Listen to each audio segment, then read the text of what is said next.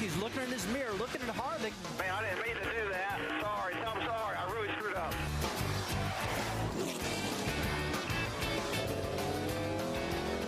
The way to win the race is you got to have enough fuel to make the car finish. 5 to go, then you can go after him again. Gonna be gone. We're gonna be out of gas.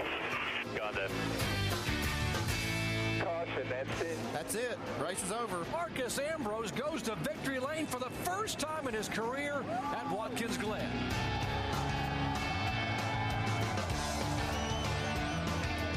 And speaking of Marcus Ambrose, there he is out on track on his warm-up lap as he is in Group 5 along with Jason Leffler, Brendan Gaughan, Justin Allgaier, and Michael Annett. And all that action was from last year's race. That's what we're expecting at 2:30 this afternoon when we're back with you.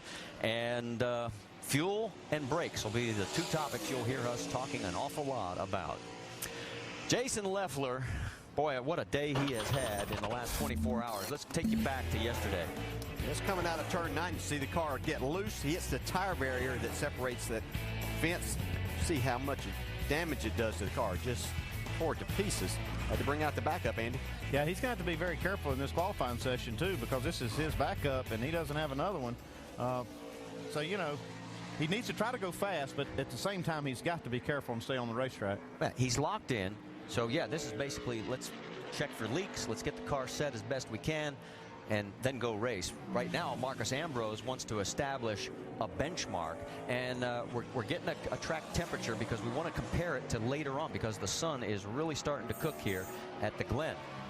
Yeah, it's an advantage for him to be the first car out in this session, too. He doesn't have to worry about anybody being out in front of him. He can take advantage of a really clean racetrack and go get what he can. Yeah, he got real loose getting into one right there. He's got some tape on the grill you see there, but he's got a decent opening. He's going to try to run more than 1 or 2 laps here. He's got enough opening that he can probably run this session out. Well, if you were with Dr. Jerry Punch and the guys yesterday, you know that he qualified 4th for the Cup race. Last year, he started 43rd and finished 3rd. So with a much better starting position, he's going to be a factor in the Cup race tomorrow as well. Yeah, you can also see some openings on his brake ducts down there, too. They're going to use a lot of brake in this session, so you go out there and you could literally, if you had them taped up, you could mess them up in one lap, and they do have to race. The other thing we have to watch out for, we've seen a few guys lock up these brakes, Andy, and as they flat spot these tires, they have to really be careful because they have to start on these. They have to start the race on this set of tires, and if they flat spot it to a point where they have to change it, they would have to go to the rear.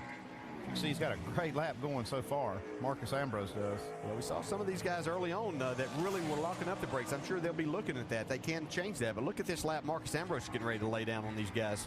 Oh, my. Wow. He just moves to number 1 by a ton, by a second and a half. You call him in now?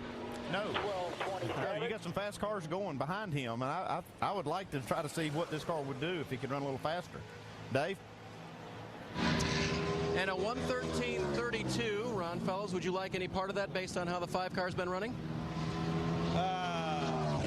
Yes. I think, Good answer. Yeah, I think we did 13.0 yesterday, and we're going to have to get into the 12s, I'm sure, to get a pole. I'm not sure what Marcus did, but he'll certainly be a good benchmark for.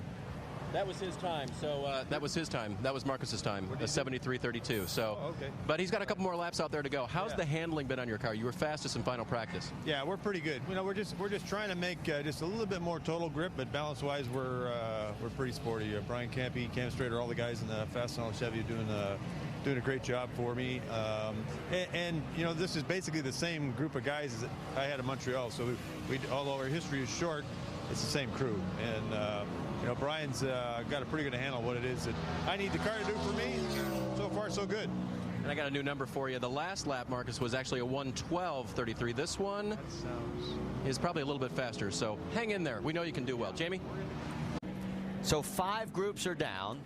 And, Jamie, let's talk to Marcus, see what he thought of that run.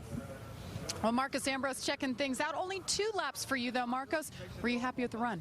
Yeah, I won the race last year on fuel mileage, so we're just trying to save a bit of fuel there. And, you know, we gave him something to chase. It wasn't a perfect lap. I actually got my STP hat caught underneath the gas pedal, and brake pedal fell out from a little hiding spot under the seat. So. You don't have a PR person that carries that around for you? You know, I'm a one-man band. You know, I just do it on my own. But Jen does help me a lot. But, you know, some things...